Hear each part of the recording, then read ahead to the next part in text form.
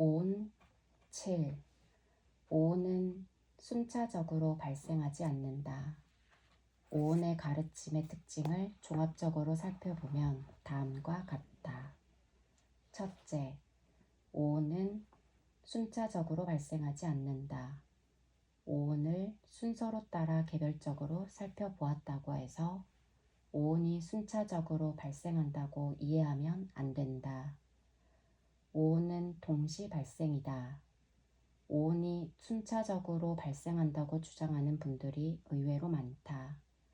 즉, 대상을 받아들이고 난 뒤에 그것을 인식하거나 생각하고 그 다음의 일을 토대로 의도적 행위를 일으키고 이것이 식에 저장된다는 얼토당토하는 설명을 하는 분들을 많이 본다.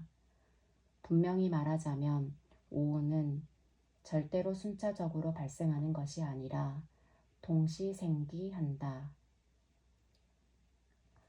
오온은 매 순간 모두 함께 일어나고 함께 멸한다. 물론 특정 순간에 오온 가운데 특정한 하나 혹은 몇몇이 더 강력하게 된다.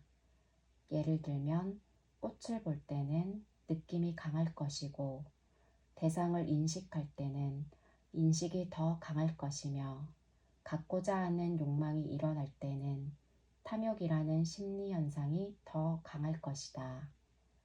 오온이라는 불교의 가장 중요한 법수를 순차적으로 일어난다고 잘못 이해한다면 불교가 아주 혼란스러워진다고 말하고 싶다. 둘째, 진화는 없다. 영원 불변한 나를 찾아서 온갖 노력을 다해봐도 그것은 얻어지는 것이 아니다.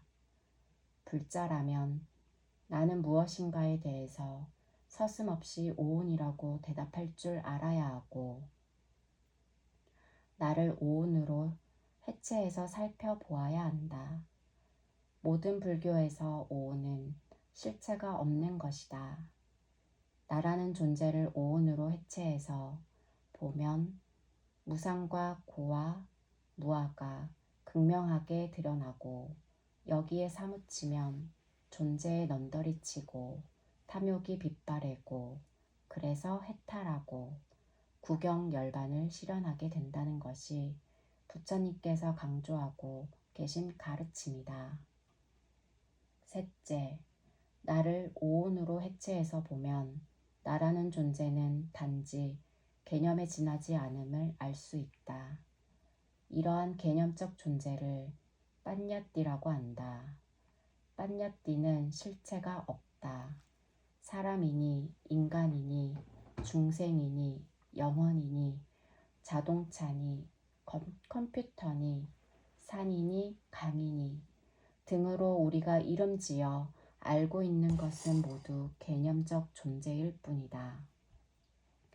이런 개념적 존재를 법으로 해체해서 보는 것은 법들의 무상과 무아를 밝히기 위해서이다. 따라서 초기 불교는 법유를 주장하는 것이 아니라 법공을 논리적으로 드러내고 있다고 해야 한다. 이처럼 존재를 해체하고 분석해서 제법의 무아를 천명한다. 이러한 분석적인 방법 없이 직관만으로 제법 무아를 천명하기 어렵다. 분석적인 방법론이 바탕이 될 때 직관적인 반야 중간의 입장이 더 명확하게 드러날 것이다. 최종적으로는 직관으로 귀결된다. 구경 해탈지는 통찰과 직관의 문제이지 분석만으로는 가능하지 않기 때문이다. 분석과 직관이 서로 보완하고 견제할 때 그것이 진정한 중도적 입장일 것이다. 영원 불변한 나를 찾아 온갖 노력을 다 해봐도 그것은 얻어지는 것이 아니다. 나는 무엇인가에 대해 오온이라고 답할 줄 알아야 한다. 세상이란 무엇인가? 12처 12가지 감각 장소.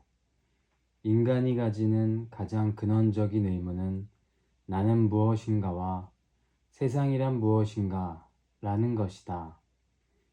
이 두 가지 문제에 대해서 부처님께서는 분명한 답을 제시하셨다. 오온이 나는 무엇인가에 대한 부처님의 대답이라면 12처의 가르침은 세상이란 무엇인가, 존재란 무엇인가, 일체란 무엇인가에 대한 부처님의 해답이다.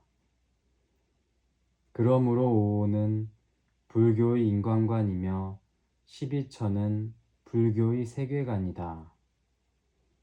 일체경에서는 안의 감각장소와 밖의 감각장소로 구성된 12처야말로 일체라고 정의하고 있으며 이 12가지 외에 다른 일체는 세울 수 없다고 강조한다. 세상경 등에서는 이 12가지야말로 세상 그 자체라고 설하고 있다. 그 외의 세상이니 일체니 하는 것은 다 개념적 존재일 뿐이다. 여기서 안은 눈, 귀, 코, 혀, 몸, 만호의 6가지 안의 감각장소 혹은 감각기관을 지칭하는 수러이고 반대로 밖은 형색, 소리, 냄새, 맛, 감촉, 법의 6가지 밖의 감각장소 혹은 감각 대상을 지칭하는 수러이다. 상유따 니까야의 6처 상유따 등에 의하면 12처와 6처와 6내외처는 모두 같은 내용을 지칭하는 동의어이다. 12처로 옮긴 원어는 드와다사 이아따나이다. 부처님께서는 12처의 가르침을 통해서 세상 혹은 존재하는 모든 것은 안과 밖이 만나는 것, 즉 눈과 형색이, 귀와 소리와, 코와 냄새가, 혀와 맛이, 몸과 감촉이, 만호와 법이 만나는 것을 떠나서는 존재할 수 없다는 것을 강조하고 계신다. 세상이니 존재니 일체니 하는 것도 결국 나의 문제를 떠나서는 나라는 조건을 떠나서는 아무런 의미가 없다는 말씀이기도 하다. 이처럼 세상이나 일체라는 개념적 존재를 12가지 법, 즉 눈, 귀, 코, 혀, 몸, 만호의 6가지 안의 감각장소와 형색, 소리, 냄새, 맛, 감촉, 법의 6가지 밖의 감각장소로 해체해서 보면 무상고무아가 극명하게 드러나고 이를 통해서 염오, 이욕, 해탈, 구경 해탈지를 완성해서 궁극적 행복인 열반을 실현한다는 것이 12처 가르쳐의 핵심이다. 부처님께서는 12처야말로 일체, 즉 세상이며 그 외의 다른 일체는 세울 수 없다고 강조하신다. 세상 혹은 존재하는 모든 것은 6가지 안의 감각장소와 6가지 밖의 감각장소가 만나는 것을 떠나서는 존재할 수 없다.